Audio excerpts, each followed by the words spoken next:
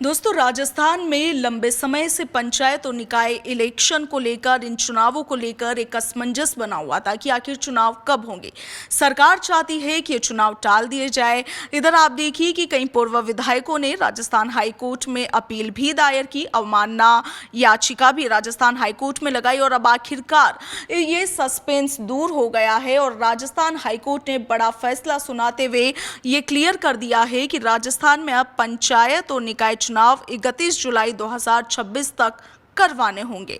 हालांकि हाईकोर्ट ने इससे पहले भी सरकार को निर्देश दिए थे कि 15 अप्रैल 2026 तक किसी भी सूरत में चुनाव संपन्न करवाए जाने हैं, मगर क्योंकि ओबीसी आयोग और इसके साथ ही कई और कारणों का हवाला देते हुए सरकार ने राजस्थान हाईकोर्ट में यह प्रार्थना पत्र दायर किया था कि इन चुनावों को आगे टाला जाए, आगे करवाया जाए। वन स्टेट वन इलेक्शन धारणा जैसी भी कई तरह की बातें कही गई, मगर अब आखिरकार हाईकोर्ट ने फैसला सुना दिया है। 31 जुलाई 2026 तक ये चुनाव करवाए जाने अब जरूरी है। आज इसी मुद्दे पर बातचीत करेंगे। मेरे सहयोगी सौरभ मेरे साथ है। सौरभ, राजस्थान हाईकोर्ट का ये महत्वपूर्ण फैसला आ गया है क्योंकि पंचायत और निकाय चुनाव को लेकर के प्रदेश की जनता लंबे समय से इंतजार कर रही थी। विपक्ष भी कहीं ना कहीं सत्ता पक्ष पर लगातार हमलावर था।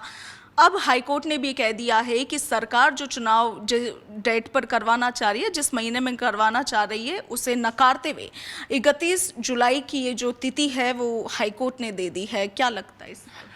सबसे पहला सवाल तो मेरे जहन में यही आता है जब मैंने ये फैसला हाईकोर्ट का सुना कि क्या वाकई में 31 तारीख की ये जो तिथि तय की गई है उसमें वाकई में क्या चुनाव हो पाएंगे, क्योंकि जैसा कि आप भी अपने इंट्रोडक्शन में बता रही थी, तमाम तारीखें पहले भी तय की जा चुकी है, जिसमें वो दिसंबर रही हो, अप्रैल 15 रही हो। तो ऐसे में कहीं ना कहीं अब सरकार की और हाईकोर्ट की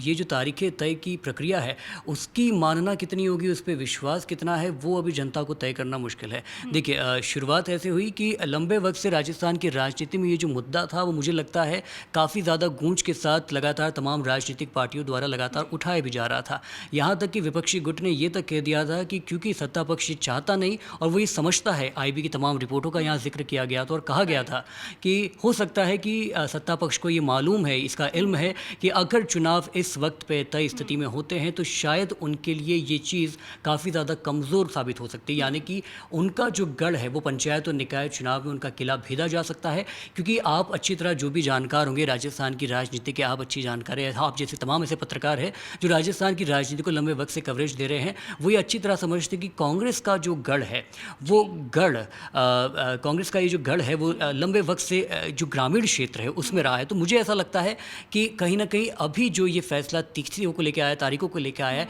इस पर आने वाले वक्त में ज़्यादा समझ में आएगा। लेकिन हाँ, हाईकोर्ट का इस फैसले की अगर आप बात की जाए तो ये फैसला काफ़ी मजबूत है और काफ़ी सशक्त ढंग से होना भी चाहिए था। जी सौरभ, भले ही राजस्थान हाईकोर्ट ने अभी ये फैसला सुना दिया है कि 31 जुलाई तक ये चुनाव करवाने होंगे, मगर क्या क्योंकि अब समय कम बचा है, तकरीबन 2 महीने का समय सरकार के पास बचता है, उधर 20 जून तक ओबीसी आयोग को अपनी रिपोर्ट सबमिट करनी है। सरकार सुप्रीम कोर्ट का रास्ता अख्तियार कर सकती है? क्या सुप्रीम कोर्ट का दरवाजा खटखटा सकती है सरकार? बिल्कुल इशिका, ये आपने काफ़ी दिलचस्प मुद्दा उठाया है, क्योंकि जिस तरीके से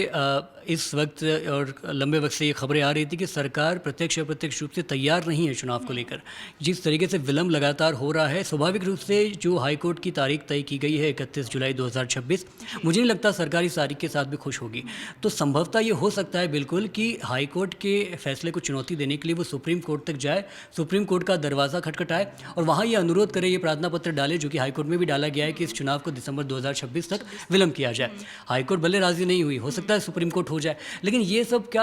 आने वाले वक्त के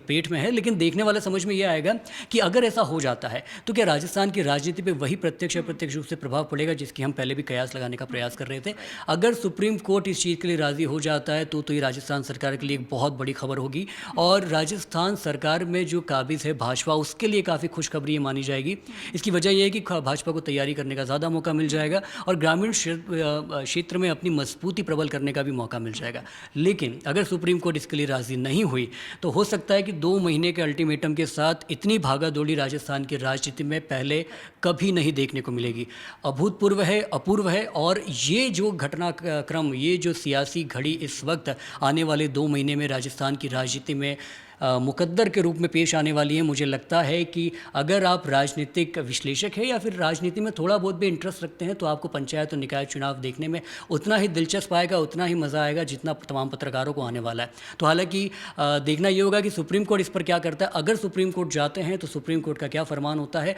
और उस फरमान के बाद आगे वाले वक्त में राजस्थान की राजनीति में क्या कुछ बदलाव आते हैं। इशिका,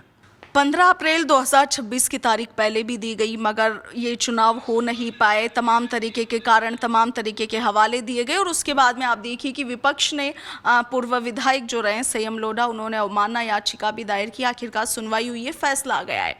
मगर आपको क्या लगता है कि क्या बीजेपी उस तौर पर इस वक्त तैयार है कि वो 31 जुलाई तक ये चुनाव करवा पाएगी? देखिए, अगर आईबी रिपोर्ट्स का हवाला देकर कहा जाए और विपक्ष की बात को एक बार जाहिर रूप से, प्रत्यक्ष रूप से समझने का प्रयास किया जाए तो उनका सीधा स्पष्ट दावा ये है कि इस वक्त तो फिलहाल की स्थिति में सत्ताधारी पार्टी भाजपा वो तैयार नहीं है चुनाव के लिए। अब इसकी सबसे बड़ा कारण ये है कि अगर ऐसा होता तो जो ग्रामीण क्षेत्र हम जब देखते हैं, ग्रामीण का जो एरिया हम देखते हैं, यह जाहिर रूप से समझ में आता है कि कहीं ना कहीं सत्ताधारी पार्टी की जो पेट है वो ग्रामीण क्षेत्रों में कमज़ोर रही है। आपने देखा होगा जब भी कांग्रेस, आज ही नहीं बल्कि इससे पहले भी जो कांग्रेस का कार्यकाल का इतिहास रहा है, जब भी वो ग्रामीण क्षेत्रों में कैंपेन करती है तो वहाँ से जो उनको रिस्पांस मिलता है, वहाँ से जो उनके वोट बैंक है, जो जनमत है, वो काफ़ी ज़्यादा अर्बन के मुकाबले काफ़ी ज़्यादा सशक्त और मजबूत सुदृढ़ है। ऐसे में कांग्रेस को ये विश्वास है, कांग्रेस को ये भरोसा है कि अगर पंचायत और निकाय चुनाव इस वक्त, हालिया वक्त में हो जाते हैं तो ये उनके लिए फ़ायदे का ही सौदा रहेगा। लेकिन भाजपा ने जो तमाम, आपने देखा होगा, भाजपा तमाम ऐसी अपनी एजेंसियां स्थापित करती है ग्रामीण क्षेत्रों में और तमाम अर्बन क्षेत्रों में भी वो स्थापित करके पता लगाने का प्रयास करती है कि अभी फ़िलहाल की उनकी सियासी सरजमी स्थिति कितनी मजबूत है। तो रिपोर्ट्स के हवाले से ये खबर आती है कि अभी ग्रामीण में क्षेत्रों में थोड़ी और मेहनत की आवश्यकता है और जैसा कि आप अच्छी तरह जानते हैं, निकाय और पंचायत चुनाव संवैधानिक रूप से उन चुनावों का एक हिस्सा है जो सबसे निचली चुनावी प्रक्रिया होती है। तो ऐसे में अगर निकाय और पंचायत चुनाव में जो भी परिणाम आते हैं, जो भी स्थिति आती है, उसी स्थिति को प्रत्यक्ष रूप से अगले विधानसभा की तैयारी माना जाएगा। तो ऐसे में अगर पंचायत और निकाय चुनाव में जो भी कुछ परिणाम रहते हैं, अगर पक्ष के पेट में अगर वो नहीं बैठते हैं, उनकी और ऊँट करके नहीं बैठता है, तो इसका मतलब ये होगा कि आगामी जो विधानसभा चुनाव होने वाले हैं उसमें जो भी सत्ताधारी पार्टी है उसका पक्ष कमज़ोर माना जाएगा। तो ये ज़रूरी है। बिल्कुल सही कहा सौरभ आपने। आईबी रिपोर्ट जिसका आप जिक्र कर रहे हैं, आप देखिए कि पीसीसी चीफ गोविंद सिंह डोटासरा भी उस मुद्दे को लगातार उठाते हैं। विधानसभा में उन्होंने इसका जिक्र किया था। हालांकि सत्ताधारी दल भाजपा इसे बार बार नकारता रहा है, मगर क्या माना जाए। अभी आप देखिए कि मुख्यमंत्री भजनलाल शर्मा और तमाम जो मंत्री है वो आजकल ग्रामीण चौपाले लगा रहे हैं, गांवों में जाकर के रात्रि चौपाल लगा रहे हैं, बैठ के कर रहे हैं। मुख्यमंत्री खुद मौके पर पहुंच रहे हैं, गांवों में चौपाले लगा रहे हैं। तो क्या ये जो पूरी रणनीति है या ये जो पूरा कार्यक्रम चल रहा है उसे पंचायत इलेक्शन, निकाय इलेक्शन की तैयारी के रूप में भी देखा जा सकता है? स्वाभाविक रूप से ये देखना भी चाहिए, लाजमी भी है, क्योंकि जिस तरीके से भाजपा ग्राम रथ अभियान के ज़रिए गांव-गांव जाके गांव की जनता से कनेक्शन करने का प्रयास कर रही है और गांव के मुद्दों को जाहिर रूप से उठा रही है। आप देखिए, जब मैं हाल फिलहाल की जितनी भी चौपालें मुख्यमंत्री की और तमाम उनके साथ जो मंत्री संतरी और तमाम बड़े बड़े विधायक नज़र आ रहे हैं, उनके बातों से, उनके तमाम दावों से ये नज़र आता है कि वो किसी भी तरीके से प्रत्यक्ष या प्रत्यक्ष रूप से जो गाँव की जनता है उनको अपने करीब लाने का प्रयास कर रही है। भजनलाल शर्मा जो मुख्यमंत्री सूबे के मुखिया है, उनकी आप चुनावी सियासी प्रक्रिया देखिए, वो सुबह मॉर्निंग वॉक में निकलते हैं, आम जनता से मिलते हैं, उनकी मुश्किलात को समझने का प्रयास करते हैं, दिन में चौपाले बैठाते हैं, रात्रि जागरण करते हैं उनके साथ बैठ के। तो उनके मुद्दों को न सिर्फ सुन रहे हैं बल्कि उनको ये विश्वास जता रहे हैं कि हम आपके तमाम परेशानियों को महसूस भी कर रहे हैं और अगर ग्रामीण और निकाय चुनाव की परिस्थिति प्रक्रिया में हम पर विश्वास जताया गया, सत्ताधारी पार्टी पर विश्वास जताया गया, तो यकीनन रूप से जो डबल इंजन का एक तरीके से मसौदा ये पेश करती है ये सरकार, वही वो ट्रिपल इंजन के तौर पे काम करेगा, क्योंकि निचली जो ये चुनावी प्रक्रिया है उसमें भी भाजपा सत्ता में रहेगी, प्रदेश में भी, क्योंकि आपको पता ही है सत्ता में है, और केंद्र में भी इस वक्त स्थापित है। ऐसे में जब तीन चुनावी सबसे दीर्घ प्रणाली का हिस्सा अगर एक ही पार्टी रहेगी तो इनका विश्वास है कि आम जनता तक, ग्रामीण की जनता तक जो भी योजना है, जो भी लाभान्वित करने वाली प्रक्रियाएं हैं या फिर जो भी आपके लिए वादे दावे, आपकी जो परेशानी है उनको हल करने का प्रयास भाजपा कर रही है। तो आपके सवाल पे फिर मैं लौटता हूँ, जिस तरीके का ग्राम रथ अभियान, जिस तरह की सरकारी ग्रामीण योजनाएं और तमाम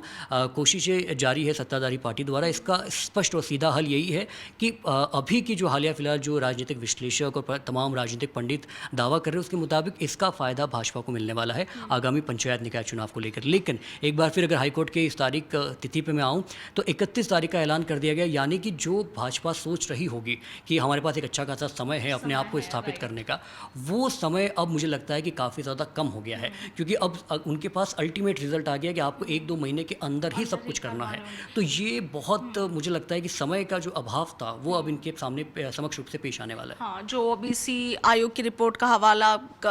या यूं कह लीजिए कि उसका बार बार कहा जा रहा था कि अभी तक तैयार नहीं हुई, उस पर भी हाईकोर्ट ने फैसला दे दिया है कि इस तारीख तक आपको किसी भी सूरत में सबमिट करनी होगी। तो देखिए, ये तो खैर देखने वाली बात रहेगी 31 जुलाई तक चुनाव होते हैं नहीं होते हैं, हाईकोर्ट के फैसले पर क्या कुछ रुख राजस्थान में रहता है। मगर इसके साथ ही एक और चीज़, वन स्टेट वन इलेक्शन, उस अवधारणा का अब क्या होगा सौरभ, क्योंकि सरकार ने ये एक सबसे महत्वपूर्ण कारण बताया था ओबीसी आयोग की रिपोर्ट में देरी के बाद कि वन स्टेट वन इलेक्शन की धारणा को मजबूती मिलेगी अगर हम चुनाव लेट करवाते हैं, क्योंकि कई निकायों में अभी तक कार्यकाल समाप्त नहीं हुआ है। तो उन तमाम चीज़ों को मिलाते हुए, समाहित करते हुए ये कारण कोर्ट में दिया गया था सरकार की ओर से। उस पर अगर जिस तरीके से हाईकोर्ट की तारीख आई है सामने, अगर वो तारीख के अनुसार इस चुनाव की प्रक्रिया पूरी होती है तो वन स्टेट वन इलेक्शन की जो बात थी वो वहीं समाप्त हो जाती है। लेकिन अगर फिर भी आप वन स्टेट वन इलेक्शन के पे चर्चा करना चाहें तो मुझे लगता है कि अभी हाल फिलहाल में मैं एक पोस्ट भी पढ़ रहा था, तमाम पेपर में वो संपादकीय छपा भी था, उसमें कहा गया था जाहिर रूप से कि अगर वन स्टेट वन इलेक्शन के तहत चुनाव होते हैं तो प्रदेश भर में, देश भर में तो बहुत सारे आर्थिक रूप से बचत होगी एक तरीके से, और तमाम जो प्रक्रिया और तमाम जो संसाधन इस्तेमाल किए जाते हैं उसमें भी आपको कहीं ना कहीं बचत देखने को मिलेगी। तो ऐसे में वन स्टेट वन इलेक्शन के अगर मसौदे की आप बात करें तो वाकई में वो जाहिर रूप से देश के चुनावी व्यवस्था के लिए काफ़ी फ़ायदेमंद है, काफ़ी बहुत लाभदायक है। लेकिन उस प्रक्रिया में संलिप्त होना, उस प्रक्रिया का हिस्सा बनना ही सबसे ज़्यादा बड़ा चुनौती है, क्योंकि आप जैसे कि आप खुद ही बोल रहे हैं कि इवन अगर आप पंचायत की बात करें तो पंचायत में भी तमाम इतनी सारी पंचायतों की संख्या है, लेकिन वो पंचायतें भी अपने आप में उनका कार्यकाल अलग अलग वक्त पे समाप्त हो रहा है। तो इतनी डिफ्रेंसिएशन सिर्फ पंचायतों में, अगर आप उसको विधानसभा तक लेकर जाएं, अगर आप उसको लोकसभा तक लेकर जाएं, तो ये जो डिफ्रेंसिएशन है वो और बड़ी संख्या में दीर्घ हो जाता है, उनका जो स्पेस है वो दीर्घ हो जाता है। तो ऐसे में जब हम पंचायती निकाय चुनाव में ही इतनी सारी एक तरीके की अनियमितता का पालन कर रहे हैं या अनियमितता को फेस कर रहे हैं, तो क्या इस चीज़ को विधानसभा या लोकसभा तक ले जाना, एक प्रादेशिक स्तर पे वन स्टेट वन इलेक्शन पे ले जाना बहुत ज़्यादा चुनौतीपूर्ण हो सकता है। लेकिन फिर अगर वही बात है कि अगर तारीख 31 तारीख तय कर दी गई है और इसके मुताबिक अगर चुनाव किए जाते हैं तो मुझे नहीं लगता कि वन स्टेट वन इलेक्शन अभी कोई विकल्प के रूप में देखा जा रहा है। अब सीधी साधा एक ही ज़रिया है कि हाईकोर्ट की बात मान के तमाम चुनावी प्रक्रियाओं को जल्दी ख़त्म करके, चाहे वो ओबीसी की रिपोर्ट हो गई या फिर और कोई हो गया, तो उसको जल्द से जल्द समाप्त करके सिर्फ चुनाव पर फोकस करना चाहिए। और दोनों ही पार्टियां, तमाम प्रमुख पार्टियों को अब सिर्फ इस चीज़ पे फोकस करना चाहिए कि कैसे इस तारीख से पहले पहले हम अपने तमाम चुनावी कैंपेन को सफलतापूर्वक संपन्न करके और अब चुनाव में एक सशक्त, एक अच्छी जीत की ओर अपना अग्रसर हों। जाहिर सी बात है कि वन स्टेट वन इलेक्शन की अवधारणा को मजबूती मिलती है, तो जैसा आपने बताया कहीं बचत होगी। बट सौरभ, आप देखिए ना कि ये इलेक्शन ऑलरेडी इतना टाला जा चुका है कि नुकसान ऑलरेडी बहुत बड़ा हो चुका है। कांग्रेस भी इस मुद्दे को उठा चुकी है कि कितने करोड़ रुपए का जो बजट था वो ऑलरेडी लैप्स हो चुका है, वो जा चुका है। तो ऐसे में ये चुनाव अभी समय पर होना एक तरीके से ज़रूरी भी है, ना सिर्फ बचत के नज़रिए से बल्कि उसके साथ ही विकास के नज़रिए से बेहद ज़रूरी है, क्योंकि विकास की पहली सीढ़ी हमारा ग्रामीण क्षेत्र ही है। सौरभ, फिर हम इस चर्चा को समाप्त करते हैं। यदि इस बार भी ऐसा होता है जैसा कि 15 अप्रैल 2026 के वक्त हुआ, सरकार चुनाव करवाने में कामयाब नहीं हो पाई या तमाम तरीके के जो भी रीज़न थे उस वजह से, यदि अभी भी 31 तारीख जो हाई कोर्ट ने दी है तब तक ये चुनाव नहीं हो पाते हैं, तो क्या कुछ राजस्थान में सियासी उठापटक हमें देखने को मिल सकता है? मुझे लगता है कि इस तमाम सियासी उठापटक लगभग हूबहू वैसे ही होगी जो हमने पिछले वक्त में राजस्थान में या सियासी रूप से देखने को मिली है। तमाम जो भी दिग्गज पार्टी के तमाम शीर्ष नेतृत्व थे, तमाम जो नेता थे, वो लगातार पंचायत और निकाय चुनाव को लेकर जिस तरीके से सरकार पर, सत्ता पक्ष पे जो आरोप प्रत्यारोप मरते रहे हैं और ये आरोप लगाते रहे हैं कि क्योंकि सरकार लगातार डर रही है, उनको ये डर सता रहा है कि अगर चुनाव हो गए तो वो शायद हार सकती है। यही एक वजह को मूल आरोप बताकर ये तमाम विपक्षी पार्टियां, तमाम विपक्षी नेता एक बार फिर सत्ता पर हावी होंगे, सत्ता पक्ष पर हावी होकर, और उनसे ये जवाब मांगा जाएगा कि इस बार भी एक बार फिर लगातार जो आपने सिलसिला बना दिया है हाई कोर्ट की अवमानना करते हुए, अविश्वास जताते हुए, इस अवमानना का जरिया एक बार और एक मूल रूप आपको एक बार फिर मिल गया कि 31 तारीख हाई कोर्ट ने स्वयं रूप से, साक्षात रूप से आपको कह दिया है कि तमाम जो बहाने आप एक तरीके से बना रहे हैं, जो विपक्ष का कहना है कि ओबीसी रिपोर्ट और फलाना ढिमकाना, इन सबको समाप्त करते हुए 31 तारीख तय रूप से चुनाव करवा दिए जाए। हाई कोर्ट ने कोई इफ एंड बट नहीं किया, स्पष्ट रूप से अपने आदेश दिया है। लेकिन इसके बाद भी अगर सरकार नहीं करा पाती है तो ये जो मुकाम होगा, ये जो माहौल होगा, वो मुझे लगता है कि अब तक आप पंचायत और निकाय चुनाव में जो भी देखते हुए आए हैं उससे ज़्यादा व्यापक, उससे ज़्यादा दीर्घ होगा। क्योंकि अभी जैसे सूबे के मुखिया हैं वचनलाल शर्मा, वो 2.5 साल से ज़्यादा का वक्त पूरा कर चुके हैं। उनके मंत्रिमंडल विस्तार की खबरें आ रही हैं, बड़ी बड़ी नितिन नवीन की टीम में गठन की खबरें आ रही, राज्यसभा चुनाव की घटना आ रही है। तो विपक्ष का सबसे बड़ा आरोप यही है कि वो पार्टी जो निकाय और पंचायत चुनाव सही वक्त पर नहीं करवा पा रही, अब वो राज्यसभा सीट की चुनाव की तैयारी कर रही है। तो मतलब जिसको